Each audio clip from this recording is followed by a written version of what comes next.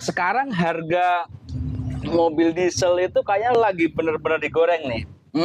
Nah, Benar. yang tahun-tahun tua pun harganya nggak masuk akal sampai gue bilang nih kemarin ada orang jual mobil diesel, gue bilang kalkulator lu rusak apa gimana gitu. Mobil tahun tua kayak gitu, Iya. lu jual segitu. Kayaknya gue ingat tuh kata-katanya Kojeki tuh. Apa tuh? Kojeki pengepul mobil. Hah? Lu ini lewat kata dia gitu. Kalau nggak salah ya, lu ini lewat lu sungkem. Isuzu rajanya diesel gitu. Kalau nggak salah. Iya. Cumi-cumi. Nah, cumi darat. Cumi darat. Iya nggak Iya. sih? Terakhir tuh sempat gemparin anak-anak otomotif tuh. Iya. Saya ngikutin. Karena memang selegend itu mesinnya Isuzu. Kita ngomongin ibarat mesin Panther dulu lah. Iya. PJA 1 gitu ya. Jadi emang mesin itu apa namanya sekuat itu.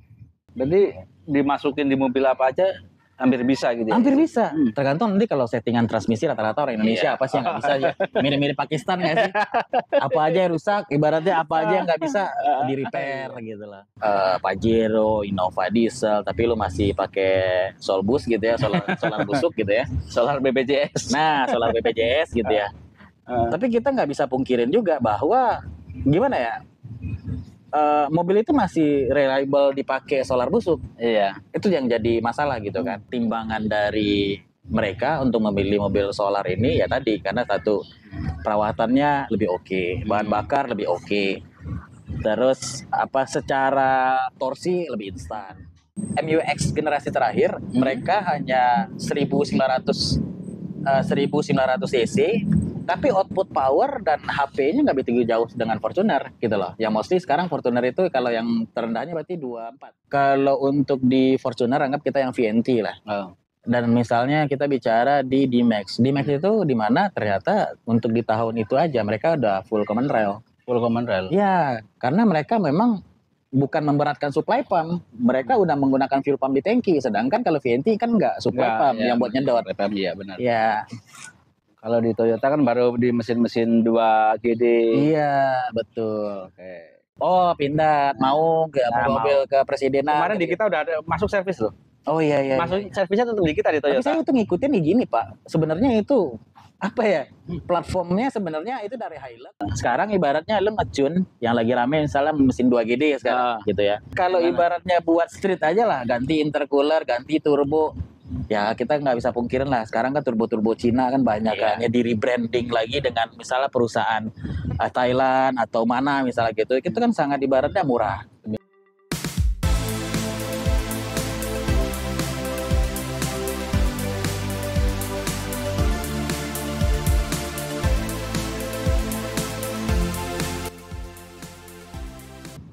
Tes 1.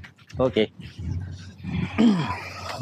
Assalamualaikum warahmatullahi wabarakatuh. Kembali lagi dengan saya Hanif, masih di bengkel Surya Berkah Motor dengan ownernya Surya Berkah Motor langsung nih bro. Nggak main-main, kita mainnya langsung sama ownernya. Aduh, owner senior. Ini dulu teman gua waktu sama-sama pahit di bengkel resmi. Yang bicara pahit lah. Semua itu proses, ya nggak sih? Prosesnya sekarang udah ketinggal jauh gua. Nah, enggak juga lah. Kita masih sering sharing. Oke, jadi apa nih topik ini? Nih bro, hari ini gua mau nanya nih. Ini cuman sekedar pertanyaan yang gua input dari beberapa di kolom komentar gua baca. Ya. Sekarang harga mobil diesel itu kayaknya lagi bener-bener digoreng nih. Nah, benar. Yang tahun-tahun tua pun harganya nggak masuk akal sampai gue bilang nih kemarin ada orang jual mobil diesel, gue bilang kalkulator lu rusak apa gimana gitu. Mobil tahun tua kayak gitu, lu jual segitu. Nah sampai sekarang kayak Isuzu Panther. Yang namanya Isuzu kenapa sih masih disebut sampai dengan rajanya diesel, sebutan rajanya diesel itu? Kayaknya gue ingat tuh kata-katanya Kojeki tuh. Kojeki pengepul mobil. Lu ini lewat kata dia gitu. Kalau nggak salah ya, lu ini lewat lu sungkem. Isuzu rajanya diesel gitu. Kalau nggak salah. Iya, padahal sekarang kan udah banyak brand-brand diesel kayak Toyota juga ada. Terus banyak lah Banyak lah, ibaratnya kayak Nissan, Navara, Nissan. terus Isuzu kan juga udah ngembangin sampai Iya. D-Max, MU-X kayak gitu-gitu lah ya. Toyota juga dari zaman Kijang juga udah ada dieselnya kan. Betul, 2L. Apa karena Isuzu itu cuman fokus di mobil diesel aja atau gimana itu? Sampai sekarang disebut rajanya diesel. Gini. Konteks awalnya dulu yang mau saya bahas, sekarang kan sampai kayak ada ngelompokin itu pecinta otomotif dari apa namanya? Sorry kalau nggak salah cumi-cumi. Nah, cumi darat. Cumi darat, iya nggak Iya. sih? Terakhir tuh sempat gemparin anak-anak otomotif tuh, setahu Iya, saya ngikutin. Ya, perihal masalah kalau digoreng sih menurut saya tergantung ibarat negara. Kalau saya pribadi, kalau di negara Thailand sendiri itu ya, sebenarnya kenapa mereka kayak make Hilux terus D-Max gitu kan? Mostly di sono D-Max-nya gila-gila loh. Mereka ibaratnya modified modified D-Max itu mungkin sekitar 1000 HP dan torsinya mendekati 2000 HP 2000 Newton gitu ya. Dan benar-benar entusias itu gitu orang-orang Thailand. Dan setahu saya kalau misal di Thailand itu mobil pickup atau double cabin gitu malah lebih disupport ya, lebih diringankan kalau di sana. Beda sama kita nih, di kita kan ibaratnya kir dan lain-lain ya. Banyak ibaratnya surat menyurat lah, terus masalah biaya yang lain lah seperti itu. Tapi terlepas dari itu, pertanyaan Mas Hanif tadi menarik sih menurut saya. Kenapa sampai Isuzu itu dibilang rajanya diesel? Gini loh, menurut saya nggak tahu di fun fact yang saya dapetin, Isuzu itu sebenarnya buat menjadi rajanya diesel bukan baru-baru aja. Iya. Karena mostly dia untuk mensupport mesin gitu ya ke GM atau General Motor itu udah lama. Dan banyak itu mesin-mesin legendnya Isuzu dipakai di Chevrolet. Iya, itu sangat banyak. Dan kita Trooper diesel itu asli mesinnya dari Isuzu. Terus sorry kalau nggak salah ada juga Holden. Holden itu pakai Isuzu juga. Jadi banyak Mesinnya Isuzu. Jadi bukan bukan semacam bualan bualan sesaat. Emang ibaratnya lagi hype nih Isuzu tiba-tiba dipanggil ibaratnya rajanya diesel, enggak. Karena memang selegend itu mesinnya Isuzu. Kita ngomongin ibarat mesin Panther dulu lah, Pajero A1 gitu ya. Jadi emang mesin itu sekuat itu. Berarti memang dari kualitasnya mesin juga hebat itu. Hebat. Kita nggak bisa lah, maksudnya saya berada di mana dulu besar. Ini jadi cerita latar belakang nih jadinya. Di mana bokap itu kan di Sumatera mainnya off-road. Ya, itu nggak 1-2 juga ibaratnya. Misalnya tadi lah ibaratnya Trooper bensin terus mesinnya di swap atau di convert ke dieselnya dari Isuzu kayak gitu-gitu. Itu sangat banyak. Terus eranya bokap dulu Chevrolet Louvre kalau tahu pickup ya tahu ya. Itu banyak yang ibarat mesin itu benar-benar ditanam Isuzu. Karena tadi reliable-nya sangat oke banget. Berarti dimasukin di mobil apa aja hampir bisa gitu ya? Hampir bisa. Tergantung nanti kalau settingan transmisi rata-rata orang Indonesia apa sih yang nggak bisa aja. Mirip-mirip Pakistan nggak sih? Apa aja yang rusak, ibaratnya apa aja yang nggak bisa di repair gitu lah. Gitu. Tapi ibaratnya saya nggak mungkin juga bahwa perkembangan diesel itu benar-benar sekarang tuh sangat advance banget ya, maju banget. Sampai ibaratnya banyak dari negara-negara luar aja udah ngeluarin sekarang kalau nggak salah saya udah sampai Euro 6 di mana udah benar-benar kalau negara-negara maju itu harus menggunakan AdBlue gitu kan. AdBlue itu kan semacam kayak cairan yang berbeda gitu di luar dari solarnya dia supaya Toyota ada loh sekarang yang pakai itu loh. Udah ada. Apa tuh? Grand Ice itu yang bentuknya hampir kayak Alphard. Oh, oke yang ya I see. Itu berarti high S tapi yang premium yang tingginya itu ya? Yang high roof itu ya? Iya, dia bentuknya hampir kayak Alphard. Benar-benar kayak Alphard. Oke. Itu sekarang dia kalau ngisi solar itu lubangnya ada 2, satu kecil, satu gede. Iya benar. Yang kecil itu diisi AdBlue. AdBlue itu. Oke. Ya ibaratnya saya ngikutin lah, ibaratnya Toyota juga nggak terlepas dari itu. Banyak lah mesin-mesin legendnya dari Toyota kan kayak 2L, Ternyata kalau untuk seri L itu malah kita kan familiar dengan mesin 2L itu kan hanya di kijang diesel ya. Nah ternyata ibaratnya legendnya itu malah ada di, sorry kalau nggak salah itu di Hilux. Hilux Surf, dan itu memang nggak dimasukin ke Indonesia gitu loh. Dia modelannya pickup, tapi kalau dilihat sebenarnya muka-mukanya nggak beda jauh sama kijang kapsul lah, kijang kapsul tapi pickup gitu. Tuh legend juga. Banyak lah mesin-mesin Hanover juga banyak kok. Bokap dulu kayak bikin mesin 13B gitu ya, dari Dina gitu ya. Terus dicemplungin ke hardtop gitu ya, bensin. Yang orang ibaratnya pengen convert.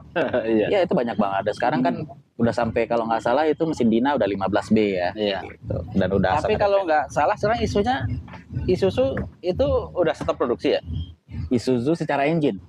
Yang kayak Panther kayak gitu, emang udah nggak produksi kan sekarang? Panther udah nggak ada. Panther memang kayaknya apa ya?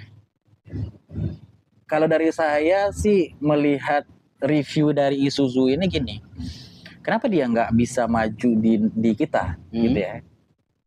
Bentuk sama interior sih. Iya, tapi soal kenyamanan kalau saya ngerasain, oh iya, nyaman banget itu. Jangan tanya kalau itu suspensi terus. Apa AC-nya wah itu sangat luar biasa sih. Tapi gini ya, paling yang dinotes sama pengguna atau ibaratnya orang yang akan membeli Panther benar-benar interior kaku banget Pak. Iya, untuk ibaratnya, tapi joknya empuk banget loh. Iya benar. Kita nggak bisa pungkirin juga kalau kijang ibaratnya empuk juga lah. Iya. Tapi maksud saya gini, kalau secara head to head benar-benar kayak kuno banget. Iya, emang bentuknya kayak jadul gitu ya. Maksudnya anggaplah kita bicara Panther yang mungkin generasi terakhir, misalnya kayak Panther Touring lah gitu ya. Masih kotak-kotak dashboardnya segala macam, benar-benar kuno lah menurut saya untuk di era zaman sekarang gitu. Tapi secara kalau orang yang mikirin mesin, mikirin kenyamanan itu masih dicari banget. Wah, kalau pecintanya diesel jangan tanya. Mereka ibaratnya benar-benar ibarat yang ngulik banget sampai sekarang nggak mau, ibaratnya mungkin dulu kakeknya pakai Panther, bokapnya pakai Panther, terus anaknya pakai Panther. Banyak itu. Benar-benar cinta itu dia sama Isuzu gitu ya, Panther. Gitu. Cuman dengan apa ya? Menurut saya juga dengan perkembangan teknologi di diesel sekarang, maksud saya banyak nih yang terjadi bahwa secara value ya. Terus kayak tadi pertanyaan Mas Hanif juga, kenapa ya seolah-olah sekarang mobil diesel ini lagi digoreng, kan gitu ya.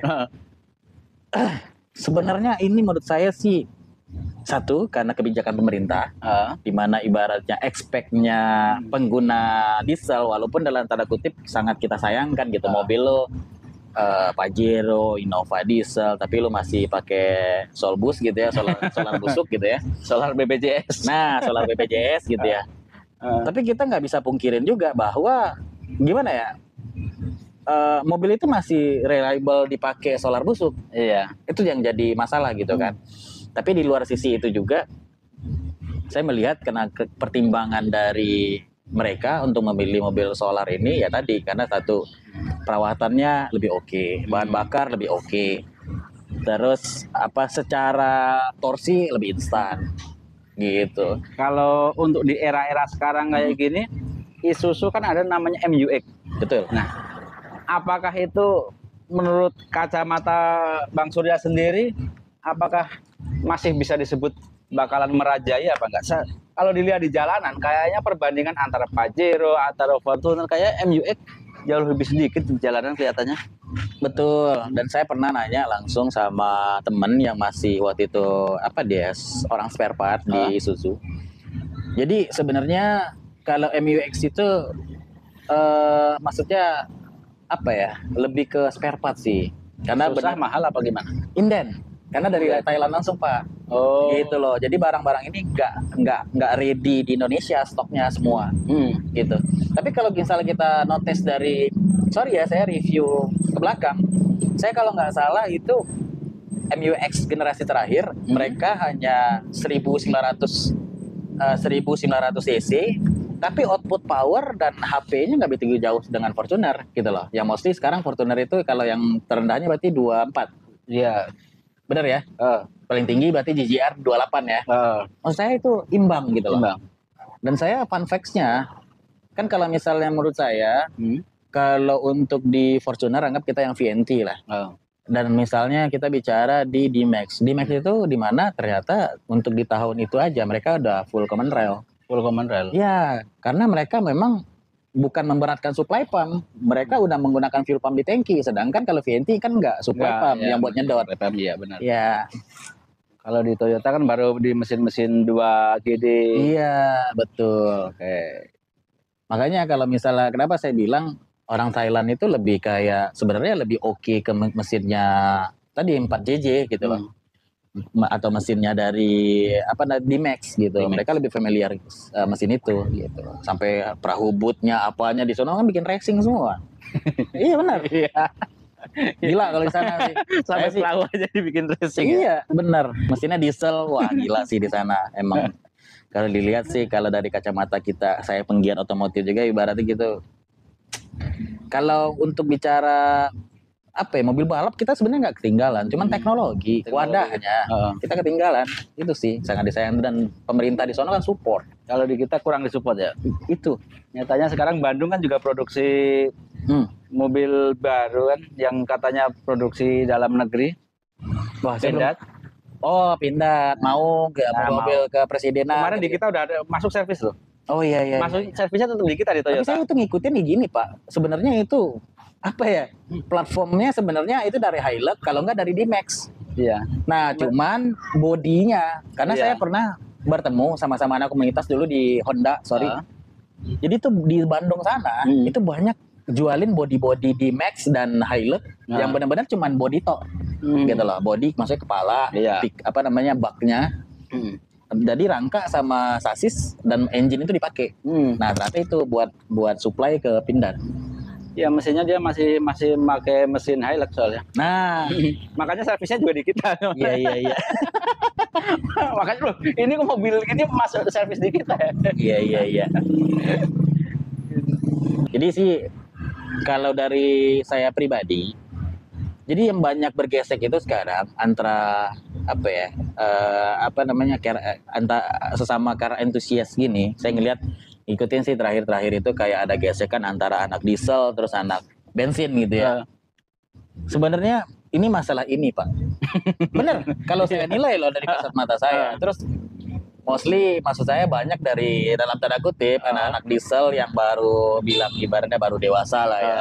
Terus nggak bertanggung jawab mungkin di tol, terus mereka dengan bangga speeding segala macam gitu ya. Walaupun saya pernah di era itu, ibaratnya di era diesel saya tapi sama bokap diajarin off-road. Kalau di bensin oke lah nakal-nakal di tol. Tapi maksud saya maksudnya ini kan jejak digital pasti akan terus Bisa dilihat sama anak cucu. Nah, jangankan sama anak cucu, maksud saya sama orang-orang luas gitu loh. Dan itu kan sangat bahaya gitu loh. Sampai ibaratnya di tol zigzag mencelakakan orang itu sangat bahaya. Iya.